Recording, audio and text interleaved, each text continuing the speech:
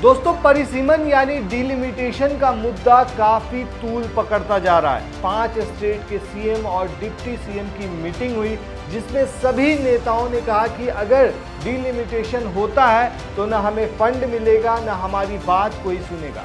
मतलब उस मामले को लेकर साउथ वर्सेस नॉर्थ हो चुका है, आर पार की लड़ाई शुरू हो चुकी है। तमिलनाडु के सीएम स्टालिन कह रहे हैं कि जल्दी बच्चे पैदा करो।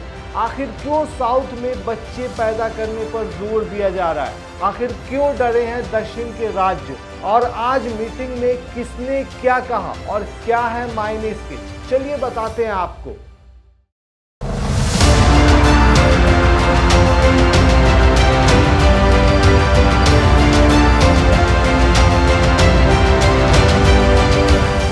दरअसल परिसीमन के मुद्दे पर चेन्नई में आज बड़ी बैठक हुई। इसमें 5 राज्यों के सीएम और डिप्टी सीएम ने हिस्सा लिया। सभी ने परिसीमन से अपने राज्य को होने वाले साइड इफेक्ट्स गिनाए। तमिलनाडु के सीएम एमके स्टालिन ने कहा कि परिसीमन उन राज्यों के लिए बेहद बुरा साबित होगा जिन्होंने जनसंख्या नियंत्रण के लिए परिवार योजनाओं को सख्ती से लागू किया और सफलता पाई। हम परिसीमन के खिलाफ नहीं है, हम निष्पक्ष परिसीमन के पक्ष में। जनसंख्या के हिसाब से परिसीमन होगा तो हमारा प्रतिनिधित्व संसद में कम होगा। ऐसा होने पर केंद्र सरकार से फंड लेने के लिए हमें संघर्ष करना पड़ेगा। किसान प्रभावित होंगे, हमारी संस्कृति और विकास खतरे में पड़ जाएंगे, हमारे नागरिक अपने ही देश में ताकत खो देंगे, उनकी बातें नहीं सुनी जाएंगी। वहीं केरला के सीएम पी विजयन ने कहा कि बीजेपी सरकार बिना किसी परामर्श के इस मुद्दे पर आगे बढ़ रही है। ये बीजेपी के लिए फायदेमंद का सौदा होगा। वहीं इस मौके पर तेलंगाना के सीएम रेवंत रेड्डी ने क्या कहा वो भी सुनिए। हम एक देश है, हम इसका सम्मान करते हैं, लेकिन दक्षिण भारत जनसंख्या के आधार पर होने वाले इस परिसीमन को स्वीकार नहीं कर सकता। हमें बीजेपी को परिसीमन को लागू करने से रोकना होगा। वहीं इस दौरान कर्नाटक के deputy CM DK Shiva Kumar ने कहा कि दक्षिण भारत ने हमेशा से परिवार नियोजन नीतियों को बरकरार रखा और जनसंख्या को नियंत्रित किया।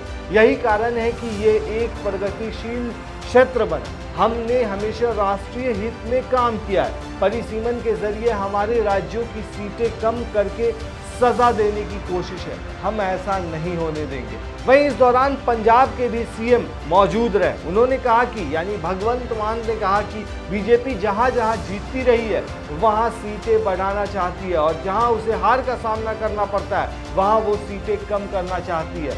ऐसे परिसीमन का हम विरोध करेंगे।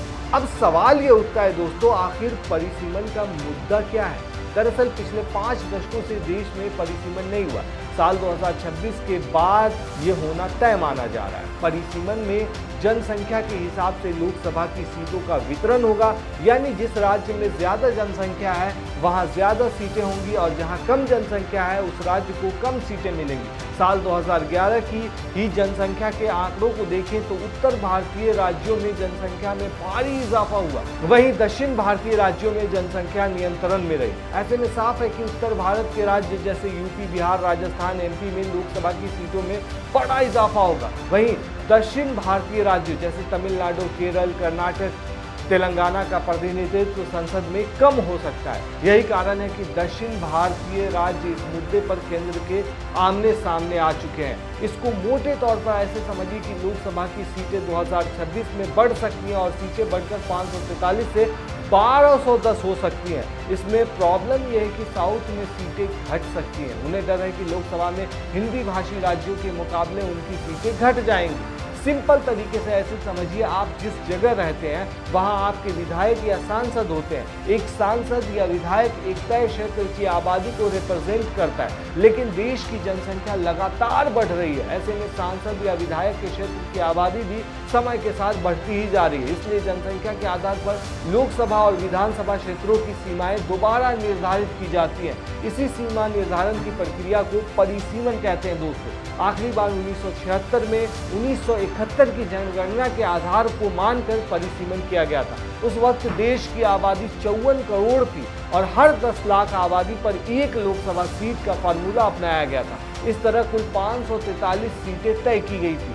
भारत में लेटेस्ट जनगणना के आंकड़े 2011 के हैं। तब देश की आबादी करीब 121 करोड़ थी। ऐसे में प्रति 10 लाख आबादी पर एक सीट का फार्मूला अपनाया जाता है तो देश भर में कुल 1210 लोकसभा सीटें हो जाएंगी। क्योंकि नई संसद की लोकसभा में मैक्सिमम 888 सांसद ही बैठ सकते हैं। अगर इसे परिसीमन का आधार मानकर 1210 सीटों के साथ एडजस्ट करें तो यूपी को 147, कर्नाटक को 45 सीटें मिलेंगी। बाकी राज्यों में भी यही फार्मूला लगेगा। हाल ही में जम्मू कश्मीर के परिसीमन में केंद्र सरकार पर असमान तौर पर परिसीमन करने का आरोप लगा। दरअसल जम्मू और कश्मीर दोनों डिवीजन में आबादी बढ़ी, लेकिन जम्मू डिवीजन में 6 और कश्मीर डिवीजन को सिर्फ 1 सीट मिली।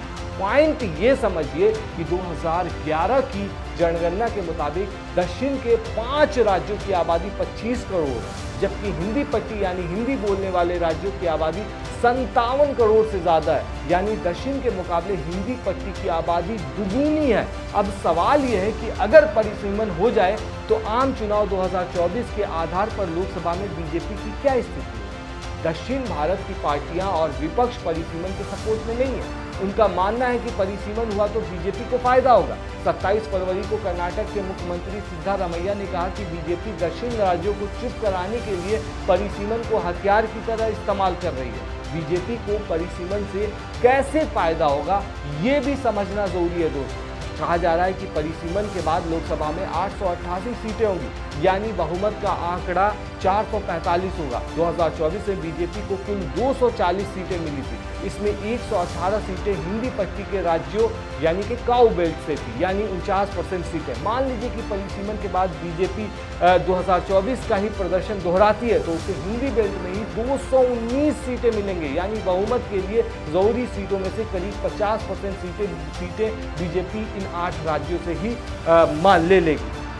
अभी संसद में दक्षिण से करीब 24% सांसद जाते हैं। अगर परिसीमन होता है तो ये आंकड़ा 22% के नजदीक पहुंच जाएगा, मतलब घट जाएगा। लेकिन बीजेपी उत्तरी राज्यों में ज्यादा मजबूत है, वहां पर बीजेपी का ज्यादा फोकस है, तो ऐसे में बीजेपी को बड़ा फायदा हो सकता है। लेकिन दक्षिण के राज्य अभी इसके अगेंस्ट में है और जो अभी के हालात बन रहे हैं और जो देखा जा रहा है, ऐसे में दक्षिण वर्सेस, एक तरह से आप कह सकते हैं नॉर्थ वर्सेस साउथ हो सकता है। और बीजेपी कहीं ना कहीं, जैसा कहा जा रहा है, जितने भी दक्षिण राज्य हैं वो आरोप लगा रहे हैं कि बीजेपी इसमें अपनी मनमानी कर सकती है और इससे बड़ा बवाल हो सकता है। आप क्या कहते हैं दोस्तों? इस पूरे मामले पर हमें कमेंट में जरूर बताएं।